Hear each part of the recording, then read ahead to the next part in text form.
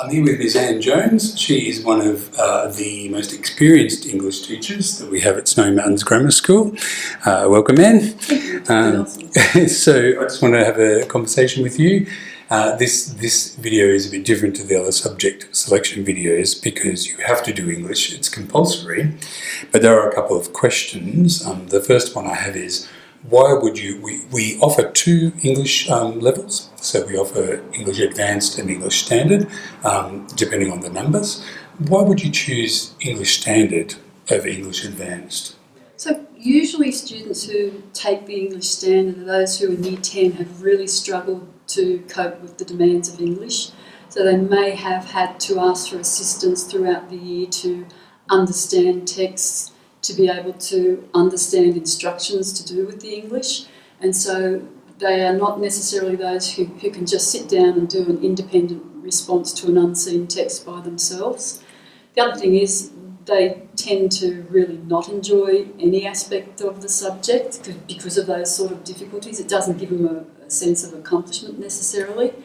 And perhaps in unseen tests they have got less than 50% in comprehensions.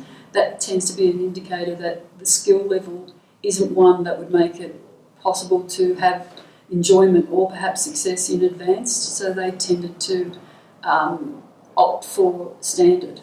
Okay. I think perhaps also if you're not chasing an ATAR, it might be something that you might consider as well as the less complex form of English, I suppose, in that sense. But there are some overlap. There is some overlap between English Standard and English Advanced.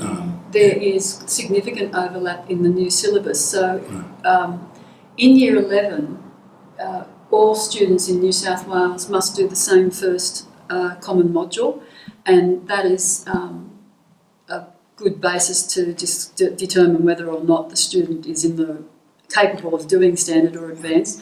But when they go to Year 12, they also do the same common module, and they also do a module called Craft of Writing in Module C, which is common to both courses, but in the advanced course it's a much more complex module. So they are the common areas. And in the common human experience in Year 12, the standard student teacher will decide whether or not they're going to do similar topics or texts as the advanced ones. So there are overlaps, and the expectation is a similar assessment as well. Okay. If I'm an English student that I'm on the cusp of, should I take advanced, and we've got some guidelines for that, so you need to at least get a C+, which is in the high 60s to be considered for advanced. But if I am in that realm and I'm not really sure, I think it might be a bit challenging in advanced, and I say, well, I'll give it a go, because it's better to give it a go, right, than it is to just go to standard and not attempt or challenge yourself. So if that happens and it doesn't work out as well and you do find the content challenging, when's the best time to drop from advanced to standard?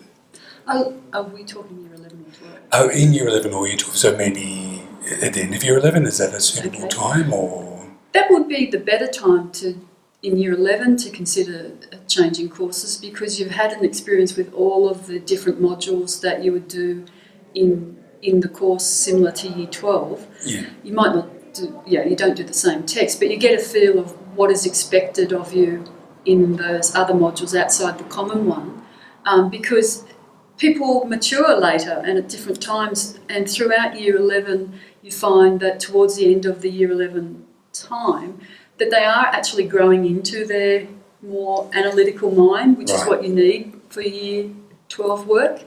And also, if I can link it perhaps to sport, we have a lot of students who do skiing, and you can't just go and do a black run without having the experience of training on it. So you need to have the experience of training your mind throughout the Year 11 year to see, am I getting a full picture of what's a possibility and what are the challenges, and what techniques can I develop to improve, to engage. So changing courses is a really significant thing because it will affect your ATAR, because as we know over many years, very few students in standard gained a Band 6 English result. It's slightly changing now, but it is really hard to get the higher band results in standard compared to in advanced. Yes, I believe it's about 2 or 3% of students that undertake standard in comparison to maybe 10 or 12 or Yes. something like that take advanced English. Yeah, Yes. Yeah. And Yeah. it's just it's amazing how few don't get that high band. And there's always this perception that standard is easier. Standard is less complex in what's required, but you still have to have the application to do the work. And it's your work application that makes the difference in whatever course you do. Yeah. So you're not changing courses to sit and do nothing. You're changing courses to apply yourself even more. So if you're thinking of dropping to standard because there might be less work, that's not the case. No. Obviously. You have a significant workload in year 11 and 12 that you just have to keep working at regardless of whatever course you do if you want to achieve. And I suppose that segues into skills. Yes. So the skills that you need for English and the skills that you develop. Now, obviously, this is not a subject that you can pick or choose if you want to do it. So I would imagine that application is a really important skill in year 11 and year 12 English standard or advanced. Yes, consistent application is just a requirement, and you should be using the classroom as the starting point for what you do, and you should be doing far more work outside the class environment if you're a person who aims in any course to do well, because it's just giving you the guide of where to start from. And to achieve more, you do your own research, which is a required thing in both standard and all courses, from standard right through to extension 2. It's a huge area, and you have to be able to analyse the research and incorporate it into your assessment tasks and in the final exams. So that's a diverse skill set that sets you up for after school work, as like post-school studies in whatever area you'd like to go to. Besides all that research, you have to be able to apply it into different forms. So these days there's more diversity in the required NISA assessments. So there is not just common modules, but common assessments now, and they tend to be multimodal ones. And we start doing those in the year 11 courses to allow students to understand their skill level there, and then they can refine their work and gain better results in their year 12 work. So that could be things like a Viva Voce, which is where you get up in front of the class to present. It can be, yes. Yeah, and you're being judged, I suppose, or assessed based on your analysis. So I'm sort of thinking that analysis and critical analysis is a very important thing in English as a skill. Yes. It also, just going back to the actual multimodal, it also is technically computer-driven, making films and PowerPoints as part of your assessment as well. We do a lot of verbal assessing here, though, like speech, just normal formal speech making as well. The Viva Voces have worked very well. Sorry, you were asking? Oh, I would just about in the terms of the skills that you would develop. So you're studying year 11 English. When you leave at the end of year 12 in English, what do you think students have gained from the study of English for that 2 years? They in both courses, standard and advanced, they would have heightened their ability to communicate with other people in a diversity of ways, because when they study their text, particularly in year 12 advanced, they have to explore the context and values of their texts. And so they have to actually have an appreciation of history and worldviews of different eras. It's quite similar in Standard 2, where they need to understand the context as well, but they're examined more for whether or not a text is targeting the right audience, and what elements of the text the audience will come to appreciate and understand. So by the time you leave year 12, you've heightened skills in reading and writing, because you do writing in different forms, and they've enhanced. It's not just analytical writing. They've brought back as a separate module in both year 11 and 12 for standard and advanced, a module called the craft of writing. So creative writing has come back, but students now have to analyse their own creative writing, which is different to in the past, where it used to just be a part of the final exam and not a set module that was studied. So you have that type of skill too.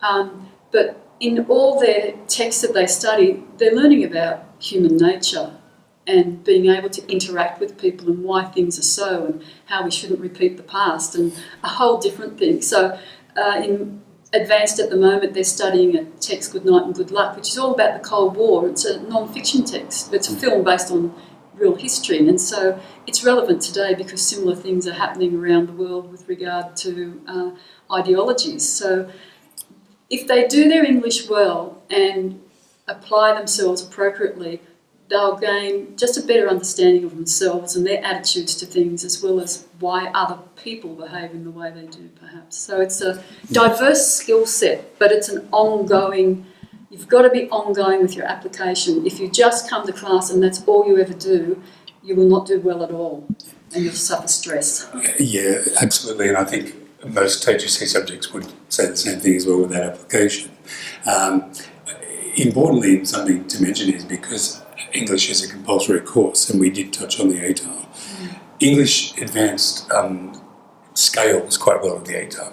And from my experience with students that are trying to improve their ATARs, often it's English that's letting them down because it is always included in that ATAR calculation. And because it scales quite well, if you're getting a mark that's in the band 5 area, say in the 80s or hopefully gaining a band 6 in the 90s, it's really important to maintain a really good result in English because it's the one that will count. So if you take 12 units to the HSC, your 10 units will count to your ATAR. So if I pick design and technology as a random a course, and I go very badly and I don't apply myself, I get a really low mark. If I've got 10 units at the ATAR, I've got 12 units to go to the ATAR, then that doesn't matter. But if I do the same thing with English, it will affect my ATAR because it counts in your ATAR, whereas the other subjects may or may not because you take the best 10 units, so that's really important. Yes, it is. To be one of the skills is being consistently applying yourself and being highly organised, so that when you are given, say, your next assessment, you start at the day you receive it. So the better students who have gone on to do really well, they have always commenced things, even if it's just the mind planning of something. They don't say, I'll do it in 2 weeks' time, because they know that in 2 weeks' time they'll be given more work to do. So they are really well organised and on top of things, and pre-reading is another skill that must be done. Pre-reading or previewing of texts to give you more time in the year. I'm glad you mentioned that as well, because in the subjects that I teach at the HSC, I'm a fan of blended learning where students do the work before class, so they're familiar with it, and then you can discuss it in class, and it's the second time you've seen it, so you're more familiar, and you, even though you may not, it might be a very difficult concept in physics or chemistry, but you're a little bit familiar with it because you have read it, you've taken some notes, and then when we get to class, we're going to explain that concept and it makes sense. And obviously in English, that's an extreme example because if you haven't read the text, you'll never be able to analyse it, right? And it's really clear in class when students haven't read the text, and it really hinders progress for the whole group. And also is very, very obvious to HSC examiners as well, I might add. Yes, as is just relying upon study guides for your interpretation of text. Yeah. So you need to do your own reading to appreciate the nuances of text, and it's really important to read not just once, but by the time of your final exams, 3 times you should have read your text. First to read it, the second to understand it more, and the third time you get a really deep understanding of it. Yep. Are there any more skills that are very important in both levels of English? Well, in both levels, teachers spend quite a bit of time marking students' work and making lots of annotations on the work. However, we get a bit disappointed with the student that just looks at a mark and does nothing with it. So the better students are those who read the comments all the way through and they act upon them. And then sometimes they might rewrite whatever the work is, or they certainly improve on that skill or technique that may have some flaw or error in it the next time they attempt that sort of task. So taking note and acting upon any constructive criticism by any teacher is really valuable. Okay, so in Year 11 and Year 12, there are some options for extension English. So we have English Extension 1 in Year 11 and 12, and English Extension 2 in Year 12, which is by invitation only. Now, I do need to say that when I did my HSC in 1989, I did what was then known as 3-unit English. So it is that extra unit. And I remember we did The Tempest, 12th Night, 2 Shakespeare plays, and we also did W.H. Auden, who was a poet, and was very interesting actually. And I remember that vividly. And I felt that the course then was more of an extension. Like if I liked analysing texts and that's, I think it was an extension of the sort of things that you would do, and perhaps the expectation of a little bit more deeper understanding of the texts. Would that have been changed in 30 years? No, it hasn't changed in 30 years. The texts haven't even changed much in 30 years. Our current Year 12 is studying The Tempest. Oh, fantastic. That's great. So it's nice to know that some things don't change. And that's because of its universal qualities. So it's appropriate for any point in time. Yes, the extension classes are still, just as the title of the course suggests, they are extending the skills for the student who likes the more complex, conceptualised thought processes that you find in the array of texts that are offered there. It's for a curious mind, someone who likes to contemplate those philosophical ideas and is willing to go and do their own research to find out why things are as they are, and just to give them a greater appreciation and a wider understanding of the texts and their, why they were written themselves originally in the day. They also do have the opportunity to do their own creative writing in a different way to the creative writing in the craft of writing in the advanced course. So it's linked more to the thematic study that they may be doing, but it is a much longer piece of creative writing. So while there is creative in advance, it's very short creative writing in comparison. So it is for that more academically inclined literary study of a text. And we're recommending as a school that if you have an A or a B in the Rosa in Year 10, then you will be able to do English Extension 1 if you would like.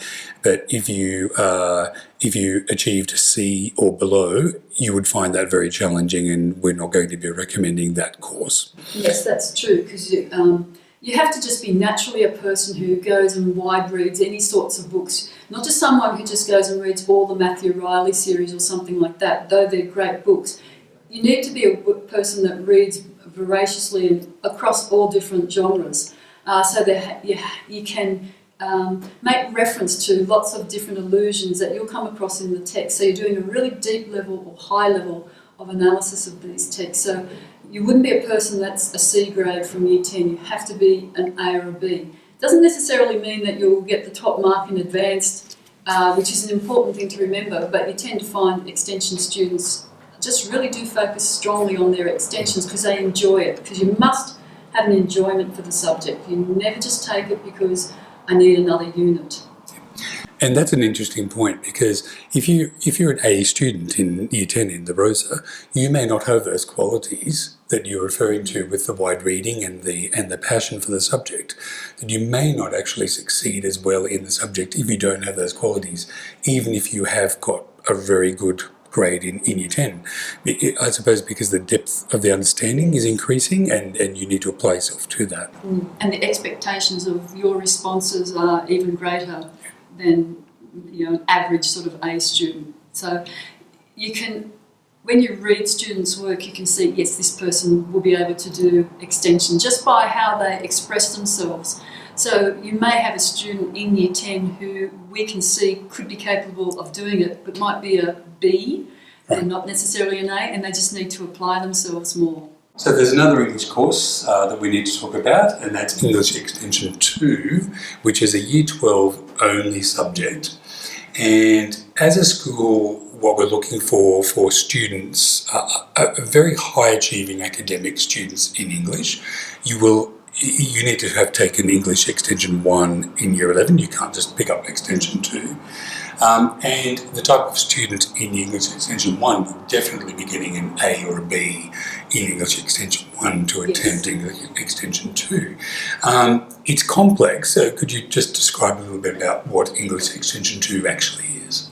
It's actually a major work project, and it's a full-year course where the student is driven by their own desire to explore some area in one of the prescribed areas that NISA allocates. So you might do critical responses, performance, poetry, poetry writing, narrative. There is the option to do multimodal things, but if you were doing that, you would have to be like a superb expert with their own business almost, such as the calibre of students in that area. We have actually had students from this school gain full marks in this course, and they were students who had such an enterprising mind, complex understanding of text, and they were able to be self-motivated to research, because research is vital for this. It's basically your assessment task, so how well you are researching the area that you have selected, because you are then creating a composition, whether it's a speech or a written thing. You are constructing your own composition, which has certain length or time requirements, to show basically the fulfilment of how you've studied English throughout your high school career. It should be the pinnacle of your academic career at school in English, because you are trying to showcase those skills that you have been honing and refining from year 7 right to year 12. It's not something you just do in year 12. You don't just pick it up and say, I'm going to do it, because it doesn't work. You'll fall in a heap because you haven't shown application or organisation or passion or interest in wide reading. You are picking up and showing that this is why I love to read or write my own songs, how I share my poems with people, why I'm intrigued as to why Dostoevsky wrote this book, because you might research something. So you are actually thinking in a level that would make you easily fit into a university course, and it wouldn't look any different. The language level that's required, depending on the task you're doing, is such sophistication, because you have to present your major work, but then you have to present your own reflection, which is an analysis of it, and that is where your sophistication shows in how you analyse how and why you have created this project for yourself. Your teachers are just your mentors. They don't do any of the writing or suggest what you should do next. It's all your own creation. They'll check how you're going, but you have to be self-driven and really organised, and if you're not, you won't find it enjoyable. English Extension 2 should be the subject that you love to start to do. But one thing about it, it's not timetables, but you should make your own timetable so that you can do work on it every week. Even when you feel I'm too tired or whatever, you need to make sure that you're working on your project constantly and not setting it aside, because time just flies so fast. So things get out of sync and your management falls down, and then you start to dislike it. So it's a thing for passionate, highly skilled and high achieving English students. But you can utilise skills from other areas. So if you wanted to if you're good at drama, and you could do performance poetry, or you could do speeches where you're actually the performer or the speaker, and that's what's marked, is the performance of them. You have to submit the text, but it is actually the performance that gets the final mark.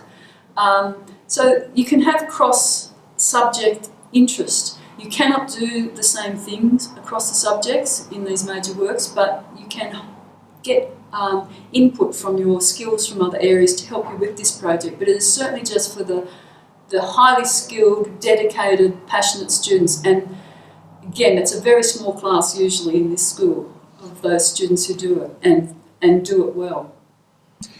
One thing I note about one unit subjects, which both English Extension 1 and English Extension 2 are, we've got Mathematics Extension 1, Mathematics Extension 2 and Science Extension.